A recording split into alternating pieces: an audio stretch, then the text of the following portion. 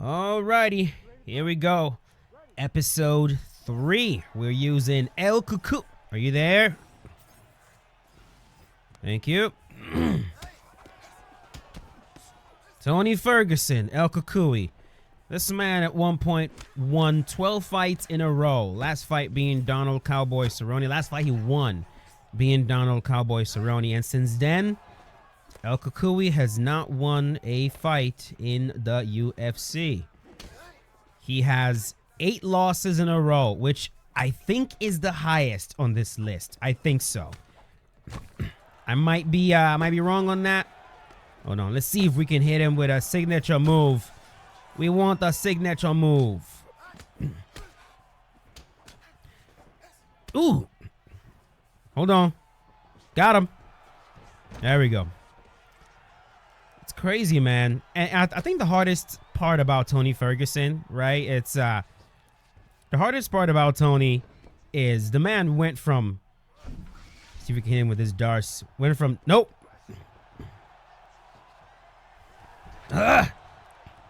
He went from not being submitted to now having, I think, 3 submission losses in those 8 losses. Right? He got submitted by Michael Chiesa.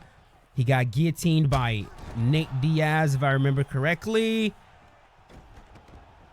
As we get this guillotine. Denied that. Beautiful. And I think he also got submitted by one more. It was Bobby Green, which is the craziest one. He got submitted by Bobby Green. I believe it was an arm triangle submission by Bobby Green. It's crazy. Bobby Green submitting El Cuckoo. That was not something that I would have ever guessed, but it happened. Absolutely happened. Here we are, man. Although, good for Tony. Recently, he just won a boxing match. I believe so. Let's get him here. Let's get him. Go ahead. Nope. It's over. GG's, buddy. GG's with the darts. With the darts, we got it, baby. Got his ass with the darts. Classic Tony Ferguson. El Cuckoo. There we go. Hope you guys enjoyed that one. Really wanted to try to get that dart. So, I know Tony is one of the ones that hurt a lot of people, man. Fan favorite. And who started it all? Justin Gaethje. Justin Gaethje started it all, and here we are. Anyways, hope you guys enjoyed that one. We are going to move things on. I'm going to go down to the lightweight division, and we're going to use I'm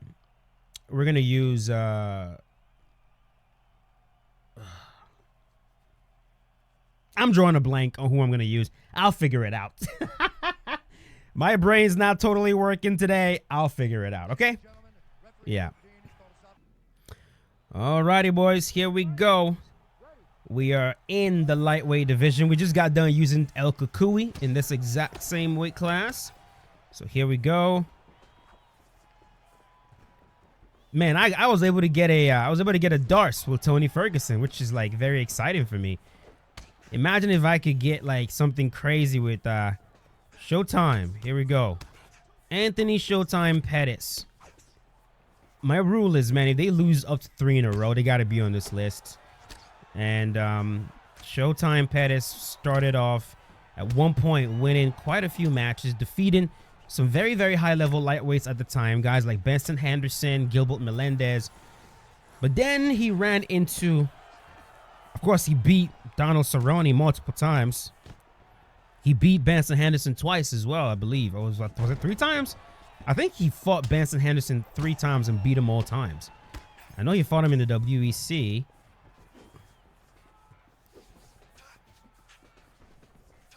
There we go. A lot of fakes. But then he met Dos Anjos, Rafael Dos Anjos. And dude, what are you doing? Is my opponent just going to run and take me and try to shoot takedowns? Is that the tactic now? Run and shoot takedowns? Oh my God. This is like one of the bummiest styles, bro. Run and oh wow, okay. Okay.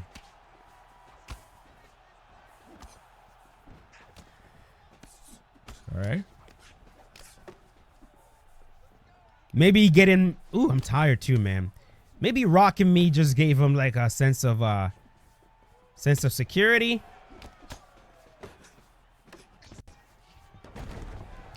I guess it didn't.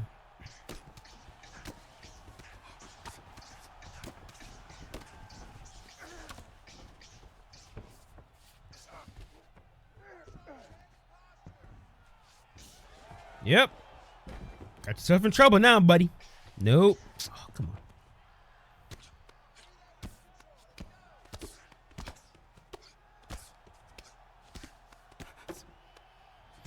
You got yourself in trouble.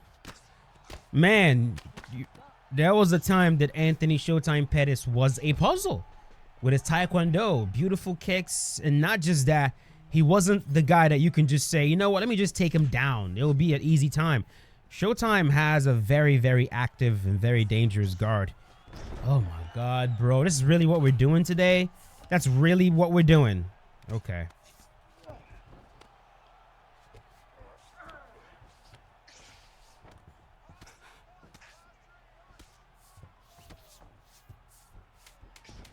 Okay. All right, buddy. That's the game you want to play. Where you're not gonna let me fucking strike. We're gonna do this fucking grappling shit. So no problem. No problem. It's just I gotta try to figure out how to do his signature move, because like, a signature move. Man, I ain't touching your gloves. Leave me alone, bro. Leave me alone. Leave me alone. I'm not. It's no malice. I'm just kind of frustrated. Kind of ruining this fight for me, man. That's all. That's all. So we're just gonna have to embrace it. We're gonna have to embrace the grind. We're gonna have to embrace the grind. If I can't use a Showtime Pettis move on the feet, we're gonna find one on the ground. See if we can unbar this nigga.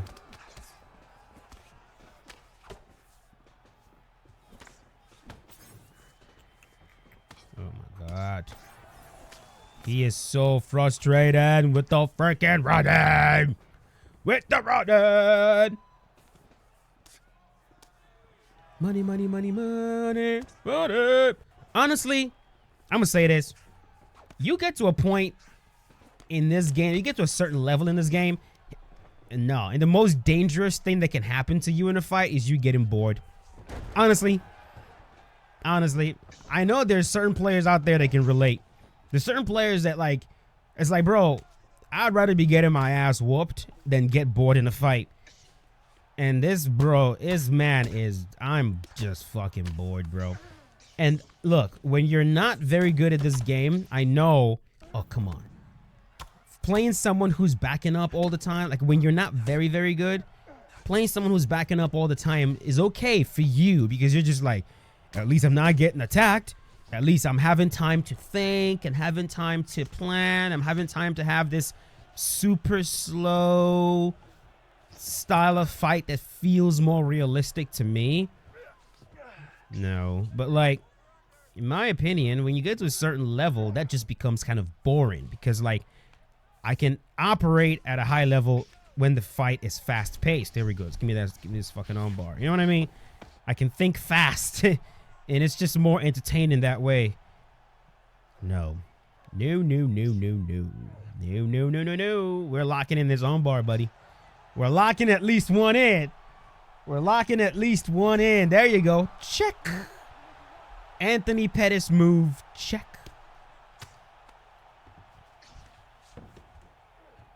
Another one. Can we submit this? Can we submit this man with the armbar? He denied it. Hold on. Oh, you fucked up. It's over. No, that would have been so perfect. The belly down arm bar would have been so perfect. That's how he got Benson Henderson in their last one. Oh my God, I thought I had that. I thought I had it.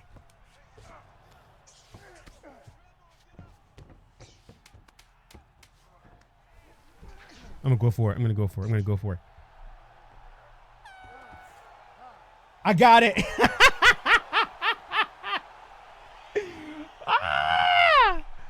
Oh Oh my God. Man, Volkanovski's submission defense robbed me of a perfect submission win with that belly down armbar, man. I would have loved that. But it's okay. It is all right. I'll take a Kimura. But yeah, this dude was he was quite a headache. Quite a headache. All right, so we got that. I actually think we're gonna do probably Aldo next.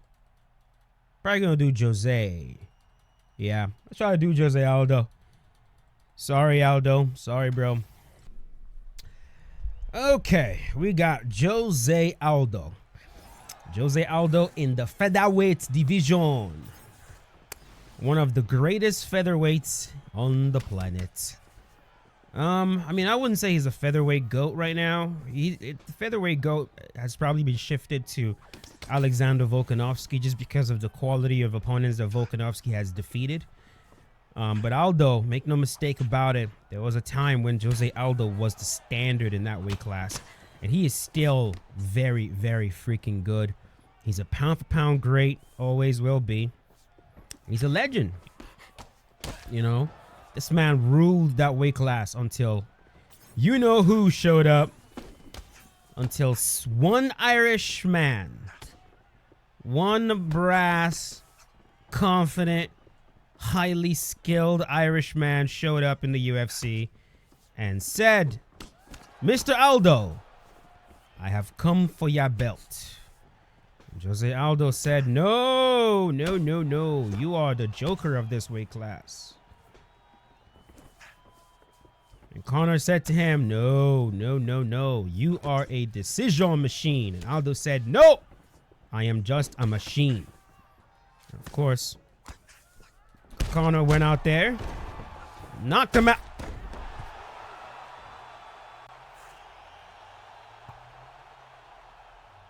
Oh.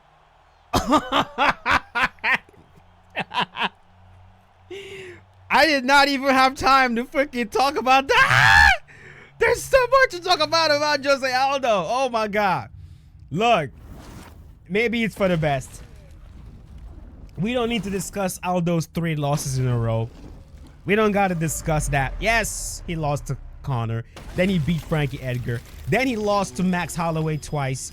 Then he defeated Jeremy Stevens and I think one more person. Then he lost to Volkanovski. Then he lost to Petr Yan. And I think he lost to somebody else. I'm not remembering. But man, Aldo. He's bounced back though. You know, he's bounced back for the most part. He hasn't gone down the hill of Adesanya or Tony Ferguson, thank God. You know.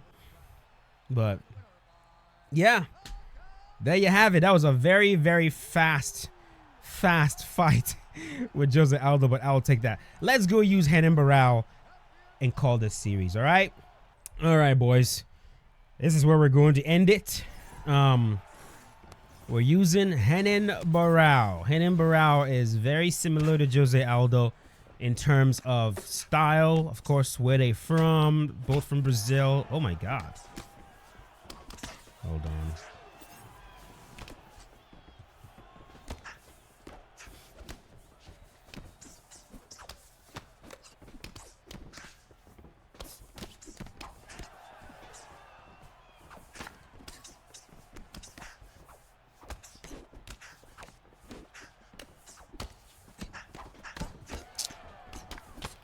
Ooh, okay. We gotta fight, boys. We gotta fight. We gotta fight. There we go. There we go. There we go. Let's see if we can find a signature move. Probably like a turn-in side kick to the body. It's like something Barao likes to do. And opponents have made a mistake ducking down while he did that, and they redirected to the head. Yeah, man. TJ Dillashaw started Renan Barao's demise. There we go. And let me tell you, from there, Renan Barao has just not been the same guy. He just hasn't. He really hasn't. TJ really did a number on that man. But that was also before everybody realized just how good TJ Dillashaw is. Like, TJ was significantly better than Renan Barao. It wasn't luck. This wasn't a fluke. TJ was much better, and he always was. We just didn't know. Okay, we're doing that until he. Okay. Oh, all right. I know what you are. I know what you are. Do it again. Do it again.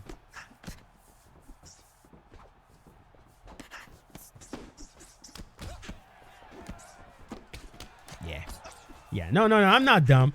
A lot of times players think by slipping at least 2 of your block counters, by pulling at least 2 of your block counters, that they will discourage you from going for it. And then the next one, you won't actually go for it because you're like, all right, well, he's just going to slip it because he's shown me he can slip it.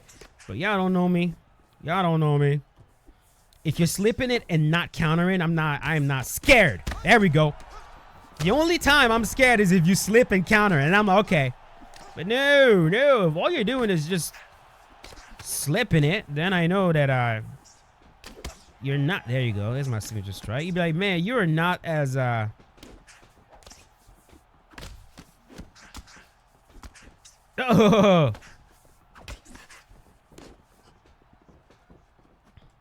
Nice.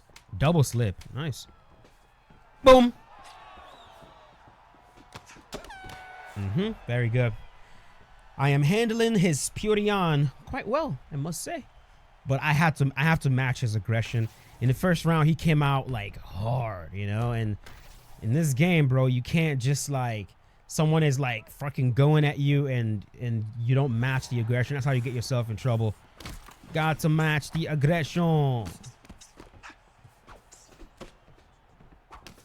Unless you just have impeccable defense in this game. Not all of us do. Some of us get hit. This man is about to get killed.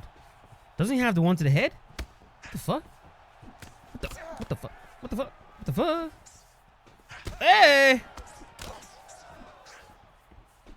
Woo! Woo! Yeah, you see? When he does that, he pulls, but he doesn't counter. He's just pulling. So what am I supposed to be worried about? There we go. That's it. Oh, broke that man's legs.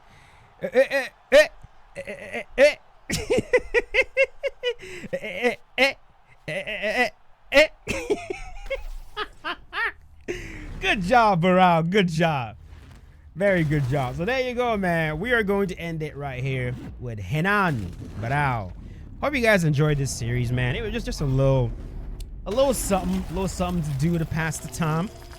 I prefer doing series, I really do, because then it just gives me something to look forward to in terms of like what I want to record. So I might just do series the rest of the month when it comes to UFC 5 content, because like honestly speaking, you guys are not the only ones that have kind of reached a point where everything is just so stale. Like no level of creativity with UFC 5 content could entertain you at this point. I get it. Don't think I don't understand. I totally do.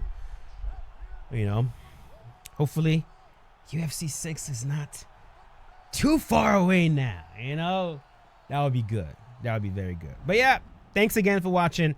I'll see you boys later. Peace out. Have a good one, boys. Stay safe.